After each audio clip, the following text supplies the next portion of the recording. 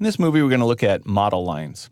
Now, model lines can be used for a variety of things, and they are really a very simple object. They are actually a two-dimensional object, but as their name implies, they are considered part of the model. So even though it's two-dimensional line work, it's going to show in any 3D view because Revit thinks of it as part of the model. So imagine that you're actually painting lines on the wall, and you have a pretty good idea of what a model line is intended for.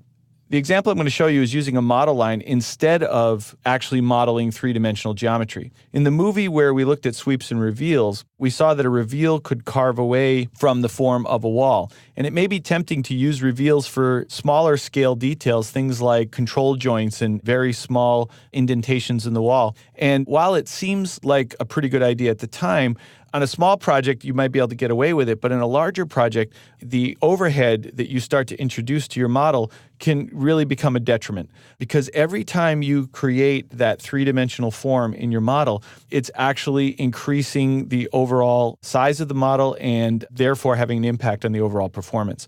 Furthermore, when it comes time to print something like that, let's say I made a really small reveal that was only about a half an inch in size.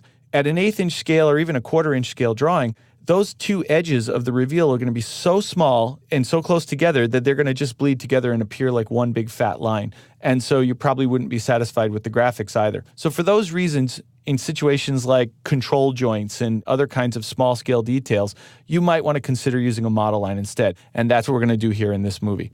So I'm in a file called model lines. And if I zoom in slightly, you can see that this is just a brick wall.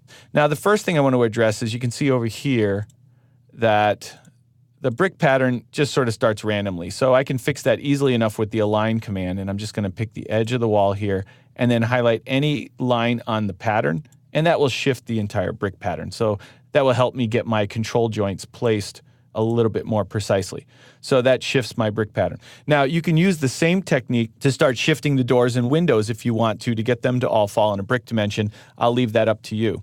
I'm going to go to the Architecture tab and look for the model line tool right here. And when I click on it, the first thing that Revit will ask me is for a work plane. Because I'm working in a non-plan view, it can't assume which plane I want to draw on. So it's asking me, where do you want to draw these two-dimensional, basically, model lines? So I'm going to use the pick a plane option that it's offering me here. Click OK, and I can just pick anywhere on the face of this wall.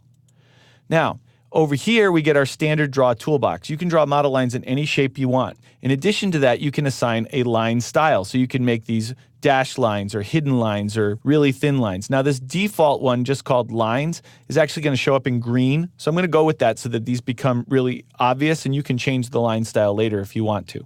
I want to check all my other settings here. I actually don't want chain in this case, so I'm going to turn that off. And I don't want an offset. And what I'll do is just find one of my brick pattern lines here and click and click. And it's just as simple as that. Take this temporary dimension, start dragging it, press the tab key to highlight the outside face. That gives me the dimension right here. And then maybe I want these control joints every 20 feet. So I can put in 20 feet. That hit the window, so let's go with 18 feet. Now I can just copy it, pick my start point, go another 18 feet, and I could keep going down the face of the building. Now, as I said, I'm going to leave these with the green line style right now, but you can simply select them later and change the line style if you have a different style. Perhaps you might even create a line style called control joints. But what I want to show you is if you switch to another view, those lines still display.